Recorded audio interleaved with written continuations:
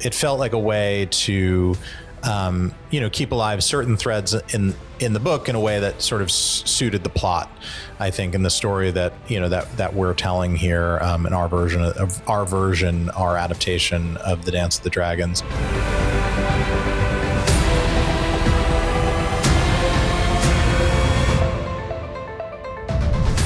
Unlike its predecessor, Game of Thrones, House of the Dragon showrunner Ryan Condal and his writers have a completed saga as their source material. But that's not the problem House of the Dragon has faced in the 3 seasons it's been on the air. There's this constant interplay between serving the book, but also realizing that we have a TV viewing audience, many of whom will not have read the book. So you're kind of constantly trying to play to both audiences, trying to keep it as faithful as possible while also, doing what's necessary to adapt from one medium into another, where point of view and emotional entrenchment are so important to making compelling television. George R.R. Martin's Fire and Blood is a history book. Its characters are thinly sketched, their personalities less clear than they are on the show.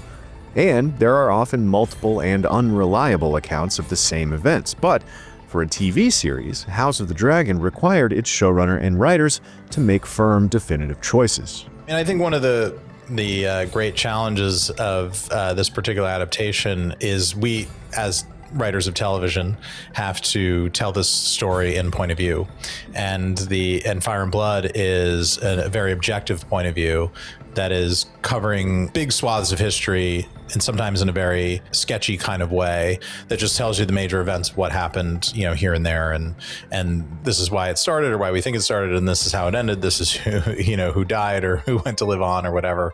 But we have to get in there and break down these stories into episodes of television and then individual scenes where you are invested with the characters who are experiencing the story. So we have to find a way to put our point of view characters that we follow in the series, into these situations. And none of this is done lightly, but a lot of times we're trying to figure out, okay, well, who reasonably, with reasonable extrapolation, using reasonable sort of creative license, can we involve in this? So we're not only telling this epic battle, recounting it as it's told in the book, but doing it through a point of view where the television audience will be invested in it. The characters, events, and subplots from the book Condal and his writers chose to omit from the show have proven to be more important, or at least more controversial, than those they included. Season 2 notably left out Aegon and Helena Targaryen's youngest son, Prince Maelor, from the infamously gruesome blood and cheese sequence, a huge change from the book. Condal told IGN that practical concerns sometimes outweigh narrative needs, citing Maelor as an example. That was just one of the many challenges of making the show and telling a story that involves so many children, very young children, and particularly in our case where we had to compress history a little bit just to make season 1 take place over 20 years instead of 30 years. So it just meant all of the children in the story are a little bit younger, especially the young children are a little bit younger than they are even in the books. And the kids that we had for Aegon and Viserys, Rhaenyra's sons with Daemon, her youngest children, are just not of an age where you can involve them with complex dramatic sequences, complex action. It's just, it's not safe, it's not practical. So it was just something that we had to dispense of, rather early on in the process. It's not to say that those characters are out of the show or anything. We all realize what an important role they play as Rhaenyra's sons with Daemon and the heirs to their particular bloodline and where they sit in the history. So we haven't forgotten about any of that. It just requires changes and adaptations to make it safe and practical when we are going to tell a story with those kids, to be able to do so in a way that we can actually do. The Maelor in the book was just another casualty of us kind of compressing time. I mean, those kids were so young, and if we were going to involve him in the storytelling as a baby, what is that and what are you doing, and are you using a puppet or using a CG? That was never going to be an actor that you were going to be able to get a performance out of. Essentially, Maelor was going to be a prop. So it felt like we just had to dispense with that and accept reality, and then tell the story with the resources that we had in front of us. But that's not to say that we were looking to change the history or anything like that. But now, with the revelation in Episode 4 that Rhaena is pregnant, it appears House of the Dragon will try to work in Maelor, or at least a character like him, a season later than expected. That is, if the child even makes it to birth. Helena's pregnancy puts her and this new claimant to the Iron Throne in grave danger. Rhaena being pregnant is a major complication for her, given the fact that she's literally in Rhaenyra's shadow and her captive. And if that child is a boy, it's going to be very problematic for both Rhaenyra and for her and for Alicent. So it felt like a way to, keep alive certain threads in the book in a way that sort of suited the plot, I think, in the story that, that we're telling here, in our adaptation of The Dance of the Dragons. Another heir to the throne that Rhaenyra must contend with now, her own half-brother Daeron, the youngest son of Viserys and Alicent, who has been raised by the Hightowers as Ormond's ward. In Fire and Blood, Daeron the Daring is the closest thing the Greens have to a hero on their side, but as House of the Dragon has made clear, Ormond Hightower has groomed Daeron to be king and to kill if necessary. Daeron also has a dragon, Tessarion, to add to the Greens' firepower in the war. I think Daeron is a very sympathetic character, and that's what makes him really interesting, because we've met everybody else from Alicent's offspring, and with the exception of Rhaena, the boys are very complicated individuals that were forged in the crucible that is being raised at King's Landing with a very ill and probably checked out father in Viserys and a very young mother who was, ill-equipped, unequipped, not only to just raise children, but to raise children who are going to maybe one day compete for the throne. So that's why Daeron is an interesting study, because there's a bit of nature and nurture in all of the, all of the storytelling that we have here. Among the major changes from the book this season is the elimination of the dragon seed Nettles, a character whose function in the saga has been given to Daemon's daughter, Lady Rhaena, instead. In Fire and Blood, Daemon has a close, possibly even romantic relationship with Nettles, a young homeless girl from Driftmark who was able to tame the wild dragon Sheepstealer. Nettles rode it into the Battle of the Gullet to fight on behalf of Rhaenyra. Condal said merging Nettles with Rhaena offered the storytellers the chance to not only give Rhaena a dragon of her own, but also to avoid having Daemon cheat on his wife Rhaenyra at this stage in their relationship. We knew that the Sheepstealer's rider, that character causes extreme strife for Daemon and Rhaenyra's relationship. And that was sort of the place that we started in. We felt in season 2 that we were telling the story of the dragon seeds pretty completely and robustly in terms of all the different walks of life that come to riding dragons. But it felt like we were covering off on a lot of the different walks of life of these kind of commoners who are up-jumped into Targaryen dragon riders. So when it came around to claiming a wild dragon, we just felt like, well, what story do we want to tell? This story evolves so much to impact on Daemon and Rhaenyra and their relationship. We knew the story, as it was told in the book, and it just felt to us that because, again, this story is told in point of view, that it felt more apt, as this is a family story, to where we had the opportunity to involve one of the family members in the storyline.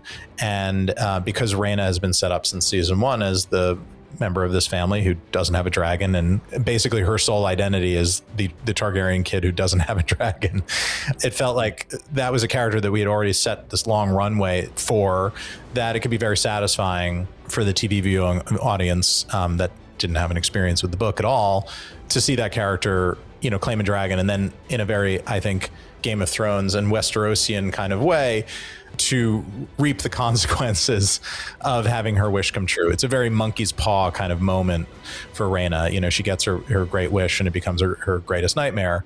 And it felt like pairing a wild dragon with a lady of noble blood that then becomes, somewhat feral herself, was just a very interesting story to tell that helped keep us at the core of where we wanted to take, Rhaenyra and Daemon's relationship. It did not feel like, to us, an infidelity story was someplace that we wanted to go with Daemon and Rhaena, given everything they had been through to this point. I think the audience really wants to see this couple work out, but they both have inextricable natures to them that they can only get so far away from. And we see that playing out with Daemon over the course of the season. But I think more interestingly for Daemon is, for the first time, he's doing something very self-interested, but he's doing it in the name of protecting his daughter, which we haven't really seen from him to date. It shows a more mature Daemon that's still Daemon. And I think that was the thing that we were really attracted to. And this is going to be a story that, continues to obviously unfold and evolve and play out over the course of the season. And we'll have ripple effects that take us all the way into the end of the Dance of the Dragons.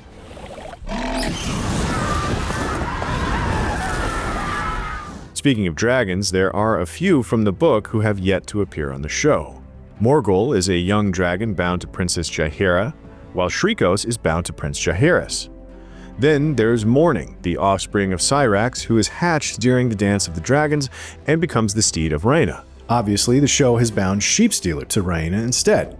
Then there are wild dragons Grey Ghost and the Cannibal, neither of which, in the book, were ever tamed, let alone ridden. Given that House of the Dragon will end with Season 4, you might assume to never expect to see any of those beasts on the show, right? I think assumption and expectation are probably dangerous words to use in this particular world. No, look, there's a lot of runway left, and it is called House of the Dragon. It is the Dance of the Dragons. I think there are more dragon cards to be turned over as time rolls on here. Okay, fine, but by Condal's own admission, when it comes to all things Game of Thrones, one can safely assume to expect the unexpected. Anybody that's attuned to being a Game of Thrones reader or watcher, part of the fun of these stories is, as they unfold over books and years and seasons, is that things change over time. Did anybody think when Jaime Lannister pushed that kid out of the window that they would be rooting for him 2 seasons later, 3 seasons later, and then seeing him as one of the most tragic, heroic characters in the story? No. I think the fun of telling this story is when you put people in this very extreme environment, you get to see what they're actually made of and who their characters actually are. And some people that you thought were good go to very dark places. And I think some people that you had maybe written off as wastrels or losers or just pure evil will maybe not become King Arthur in the end, but will become more sympathetic characters as the story unfolds. And as other characters that maybe you were rooting for change in the other direction. And that's the fun of being a storyteller. We have to develop arcs over the seasons of this show. People think that they want sort of, I don't know, inertia in television characters. And look, in some television that people consume, that is the thing that they want. They want that comfort television. This is not comfort television. This is meant to be dynamic and challenging and surprising. And my expectation is that you'll continue to get that out of House of the Dragon.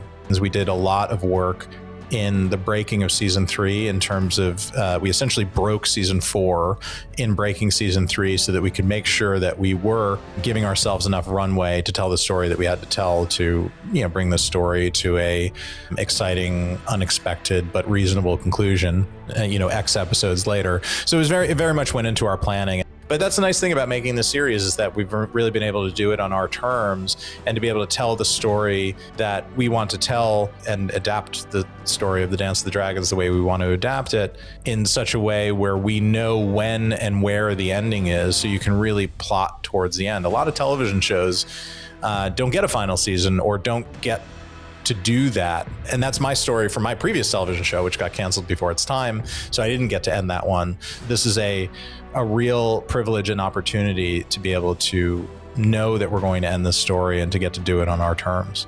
And I'm taking it very seriously. There's still plenty of story left to tell before House of the Dragon concludes, so we'll just have to wait and see which characters or events are altered or dropped entirely during the rest of Season 3 and in Season 4. How do you feel about the changes and choices House of Dragon has made so far in adapting Fire and Blood? Let us know in the comments, and for more coverage on all things Westeros, you're already bound to the right wild dragon, and its name is IGN.